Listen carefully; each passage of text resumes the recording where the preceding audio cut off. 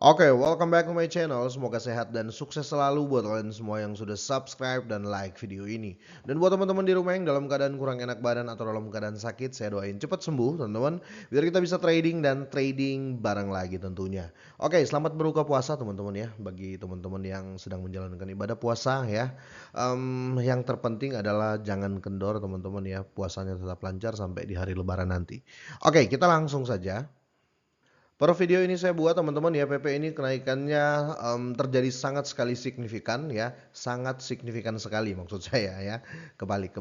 Oke, naiknya di atas 20% tadi teman-teman ya, bahkan menyentuh all time high-nya yang new ya, yang baru ya, yaitu di area sini teman-teman ya, di 10.791 ya. Dan yang pasti kill one zero. Nah, di video kali ini ya, saya mau bedah sedikit ya, bedah singkat lah ya, terkait PP ya, karena banyak teman-teman yang tanya, "Bang, coba bedah dong PP ya." Sesingkat-singkatnya, oke, saya akan bedah buat teman-teman semuanya ya.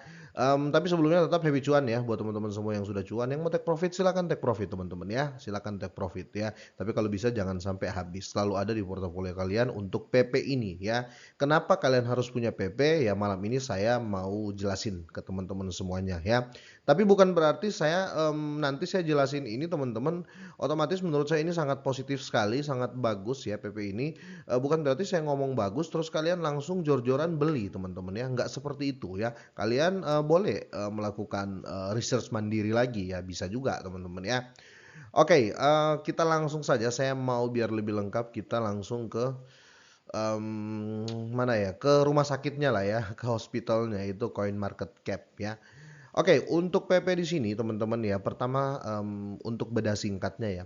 Pertama di sini teman-teman ya, kita lihat untuk PP di sini dia supply-nya, total supply-nya 420 sekian-sekian ya. Ini triliun teman-teman ya, ini bukan kuadraliun, ini triliun ya. Maksimal supply-nya 420 ya. 420 690 ya. Terus total supply-nya 420 689 sekian-sekian ya, intinya triliun ya. Yang terpenting di sini yang menurut saya ini bagus teman-teman ya. Sirkulasi supply dari PP ini sudah 100% di market ya. Teman-teman bisa lihat ini ya. Paham ya? Jadi sudah nggak ada yang apa ya? Lock-lockan ya. Saya mau antar kalian ke token unlock ya. Saya kasih contoh ya. Ini Arbitrum ya. Arbitrum ini dia akan ada token unlock 2 hari lagi teman-teman lihat di sini ya. Token unlock itu apa bang ya? Token yang masih di lock ya, ya di lock dan di unlock ya. Kalau lock kan dikunci, berarti Arbitrum ini ada koin yang dikunci ya, paham teman-teman ya. Dan 2 hari lagi akan di unlock atau akan dibuka kuncinya ya. Oke, paham teman-teman ya. Kita kembali ke coin market cap. Nah, di sini kalau kita lihat PP, dia sudah nggak punya token unlock karena dia sirkulasi supply-nya sudah 100% ya. Ya, teman-teman ya. Bagusnya apa nih kalau sirkulasi supply-nya ini 100%? Ya bagusnya sudah nggak ada yang akan ngedam ini ya. Selain pelaku market, paham teman-teman ya. Selain pelaku pasar ya. Paham ya? Selain kalau bukan kalian, selain orang yang beli, nggak mungkin bisa ngedam PP ya. Kalau koin-koin lain kan bisa didam kapan saja karena masih ada beberapa persen supply-nya yang di lock ya. Jadi ya bisa-bisa developer yang ngebuang atau timnya atau biaya marketingnya, jualan dan lain-lain ya. Paham sampai situ? Oke lah kita bisa percaya ini ya, kita bisa percaya dan bisa dibilang oke ini top, ini bagus teman-teman ya. Bagus yang kedua ya, positifnya yang kedua dia lebih sedikit supply-nya dibandingkan Shiba Inu ya, tapi mereka hanya beda sedikit sih. Shiba Inu itu 500-an ya triliun saat ini ya, dan sirkulasi supply-nya 100% untuk Shiba Inu sama. Tetapi kalau kita berbicara PP ini bisa naik lagi ya, tentu bisa sekali teman-teman naik lagi. Kenapa ya, kita ambil perbandingan bego aja lah ya, perbandingan bego dia sama Shiba Inu. Shiba Inu saja sudah banyak holdernya ya. Harganya, harga tertingginya 1,2 rupiah sampai 1,4 rupiah. Sedangkan PP ya holdernya masih sedikit ya. Kalau kita lihat untuk holder dari PP ini teman-teman ya, ini baru 180 ribuan ya, betul. Kalian bisa lihat ini ya. PP 184 ribuan ya teman-teman ya, 184 ribuan holdernya, sedangkan Shiba Inu di atas 2 juta holder ya. Bagaimana kalau nanti holdernya jadi sama banyak, otomatis harga token ini atau harga koin PP ini akan naik ya. Oke, nanti saya akan jelasin ya. Mungkin teman-teman bertanya-tanya, terus apa bahayanya? Apa bahayanya? Nanti saya akan jelasin ya. Intinya sudah jelas teman-teman ya, untuk di total supply-nya ya, sirkulasi supply-nya. Jadi ibaratnya koin PP ini dibikin teman-teman ya, kita buka websitenya dulu. Jadi koin PP ini dibikin teman-teman ya untuk have fun sesuai dengan apa yang ada di websitenya. Kita cek dulu nih ya. Bentar saya translate dulu. Jadi di konten ini kita agak membedah sedikit ya, bedah singkat lah ya, yang mungkin jadi pertanyaan dari teman-teman semuanya ya. Kalau teman-teman sudah tahu bisa deh kalian skip ya video ini, bisa skip video ini. Ini khusus buat teman-teman yang mungkin belum tahu ya.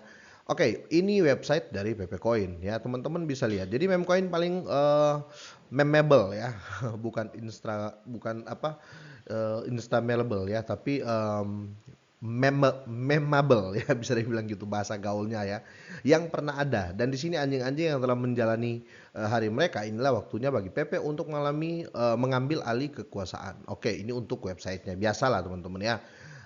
Di sini kalian lihat ya, dia kalau bisa dibilang teman-teman, menurut saya pribadi ya, kenapa dia bisa listing di Binance teman-teman ya.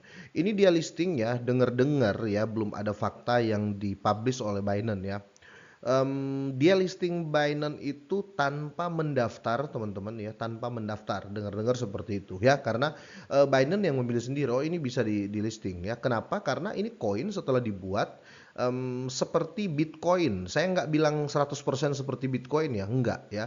Bitcoin jadi tinggi harganya, jadi naik harganya ya karena selain supply-nya cuma 21 juta ya, key dari key dari semua softwarenya lah dan apanya, pokoknya semua di mesin-mesinnya ya, bukan mesin hardware teman-teman ya. Maksud saya di jaringan-jaringannya semua itu sudah dikunci dan kuncinya ya sudah nggak ada ya. Dan Satoshi Nakamoto menghilang, kira-kira seperti itu ya teman-teman ya. Makanya dia orang beli pun ya berpikirnya ya nggak ada yang punya gitu loh ya, nggak takut suatu saat akan didam.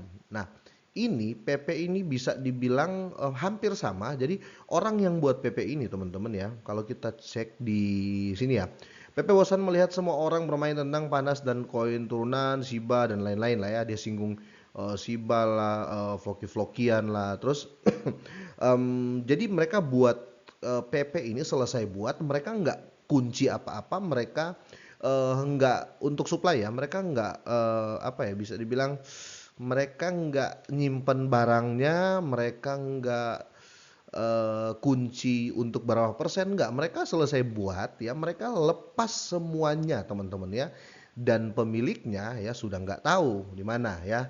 Kira-kira seperti itu teman-teman ya. Oke, selanjutnya, jadi ada kemarin saya lihat di sini ya.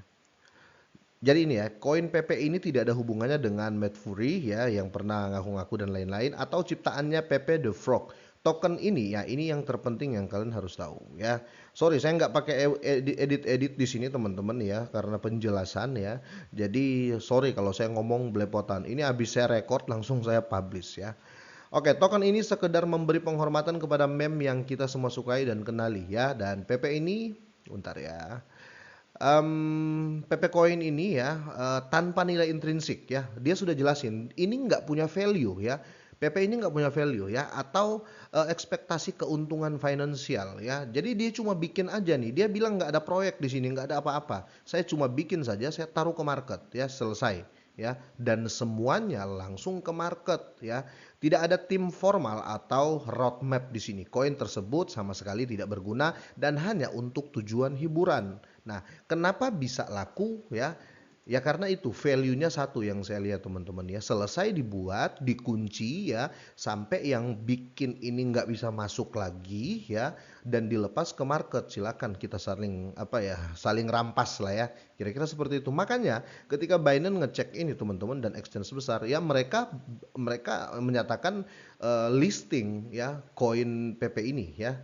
teman-teman. Makanya nggak ada yang ditakutkan lah untuk melisting koin PP ini. Menurut Binance nggak ada yang ditakutkan ya. Ada kan yang koin pengen di listing ke exchange besar tapi developernya pegang 6% lah, pegang 10% lah, pegang setengah supply lah, tim-timnya ada yang pegang 5% dan lain-lain. Itu nggak bakalan bisa teman-teman ya. Kalau PP ini dibuat selesai 100% buang ke market ya sudah ya. Makanya di sini tanpa pajak, tanpa omong kosong, sesederhana itu ya. Dan token LP ya sudah dibakar atau pool liquidity-nya mereka teman-teman ini sudah di burn dan kepemilikan kontrak dibatalkan. Jadi ini benar-benar PP ini ya apa ya dibuat, dilepas aja gitu ya. Makanya kalau mungkin ini ya micinnya Bitcoin lah ya, hampir bisa dibilang seperti itu ya. Karena kalau kita bicara meme ya nggak bisa ya, nggak ada yang bisa kalahin Dogecoin ya atau Dogecoin kalau kita berbicara meme. Kalau kita berbicara meme dan micin sekelas Shiba dan lain-lain, PP ini patut diperhitungkan. Makanya dari awal ya, dari tahun kemarin pun saya bahas PP ini, selalu saya katakan selalu harus punya ya, walaupun berapapun harus kalian punya ya. Itulah kejelasan dan hal positif yang saya lihat dari PP ini ya. Bang, kira-kira siapa yang bisa ngedam si PP ini ya? Mungkin orang akan bertanya seperti itu ya. Yang ngedam dia adalah apa namanya pembeli terbanyak, yang ngehold terbanyak ya. Jadi yang apa ya? Yang ditakutkan investor kan adalah yang buat, yang ngedam atau developer atau tim yang ngedam PP ini ya. Tapi tidak teman-teman ya. Ini mereka sudah nggak pegang apa-apa. Kunci ya sudah hilang ya. Kira-kira seperti itu. Makanya jangan kaget waktu dia langsung listing di Binance karena ya nggak bisa dimainin koin ini ya. Sudah nggak bisa dimainin, sudah nggak bisa dimafiakan ya. Kira-kira seperti itu. Dan kalau kita kembali ke Etherscan ya, teman-teman bisa cek di sini untuk holdernya ya. Untuk holdernya di sini itu rata-rata pemegang besarnya adalah exchange ya. Ya, jadi kalau kita mau lihat apa ya bisa didam biasanya kalau kita lihat project-project teman-teman ya, kalau kita lihat project-project besar, project-project yang baru biasanya 10 ini biasa ini holder ya, ini saya tekan holder teman-teman, ini kita lihatlah 1 sampai 10 lah pemegang koin PP terbesar. Kalau kita lihat koin-koin lain rata-rata ini bukan exchange ya.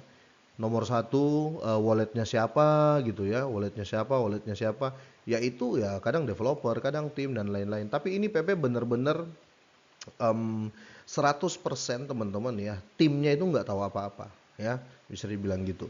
Oke, di sini nomor satu yang pegang terbanyak adalah Binance, kedua OKX, ketiga Binance wallet kedua ya, wallet ke-28 malah ya, terus Bybit dan lain-lain. Kalau kalian lihat di sini sampai di urutan sampai ke bawah lah teman-teman ya, sampai ke bawah di urutan 40-an lah ya, yang nggak ada nama ya, yang nggak ada nama, kira-kira seperti itu. Rata-rata yang pegang adalah exchange besar yang pegang banyak ya. Contoh ya Binance ya, Binance di sini dia pegang setara 864 juta dolar PP ya. Kuantitinya di sini sekitar 84 triliun. Sebentar ya, miliar kuadriliun, triliun ya. Ini miliar. Oke, betul betul. 186 triliun dipegang oleh Binance. Jadi yang ditakutkan dari token PP ini menurut saya sudah nggak ada. Itu kenapa investor besar pun berani masuk ya. Kira-kira seperti itu teman-teman. Yang ditakutkan kan ya saya kembali lagi ya. Yang biasanya ditakutkan sama investor-investor adalah dam yang dilakukan atau penjualan besar-besar yang dilakukan oleh developer dan tim ya, kira-kira seperti itu. Jadi jelas sih PP ini sudah nggak ada yang ditakutkan ya, kecuali yang saya bilang tadi ya, pemegang-pemegang terbesar. Tapi intinya di sini sirkulasi suplainya sudah 100%, sudah ada yang sudah nggak ada dari tim yang pegang-pegang banyak ya. Makanya orang masuk ya berani-berani aja gitu loh, dan exchange besar pun langsung melisting ya. Kira-kira seperti itu teman-teman. Tapi bukan berarti memang bagus lah ya, positif lah untuk PP ini setelah saya dior lama teman-teman ya. Ini saya share ke kalian, memang positif lah, bagus lah. Tapi bukan berarti dia tidak akan turun, tidak juga teman-teman ya. Bukan berarti seperti itu ya. Koin itu atau kripto itu tetap fluktuatif ya. Dan menariknya per hari ini dia kalau nggak salah bisa ngeflip ARB untuk volume transaksinya. Mana ya? Oke, untuk di sini ARB ya atau Arbitrum itu di posisi 52 ya, untuk PP 30-an kalau saya nggak salah. Ya, PP di 35 di posisi 35 ya via CoinMarketCap ya. Bayangkan sekelas Kronos dan Thorchain lain-lain itu Kaspa ya, sampai yang Wave ini ya disalib sama PP untuk volume per hari ini ya, kira-kira seperti itu. Jadi overall menurut saya ngeri-ngeri sedap untuk PP ini ya. Ngeri-ngeri sedapnya ya, ngerinya kalau pembeli besar atau whales ngedam market ya. Tapi itu kemungkinan kecil teman-teman ya. Karena ya sudah nggak ada yang ditakutkan di PP ini ya. Sudah nggak ada yang ditakutkan di PP ini menurut saya ya. Sudah nggak ada, karena nggak mungkin scam, karena mereka sudah hilang semua pembuatnya ya.